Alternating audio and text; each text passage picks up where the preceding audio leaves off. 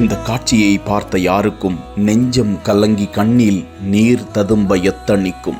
முதுகலை பட்டம் முடித்த இந்த இளைஞருக்கு வாழ்வில் இன்று பிரகாசமான நாள். அவருக்கு வெளி உலகில் சென்று வர மாற்றுத்திறனாளிகளுக்கான இருசக்கர வாகனம் தேவை என்று அறிந்த சமூக ஆர்வலரும் நடிகரும் மேடை தொகுப்பாளருமான KPY பாலா சஸ்பென்ஸாக அவருக்கு இந்த பரிசை தனது சொந்த சகோதரனுக்கு கொடுத்து உதவுவது போல அன்பளிப்பாக கொடுக்க, அதனை பார்த்த அந்த இளைஞருக்கு பாலாதான் கண்ணுக்கு தெரிந்த கடவுள்.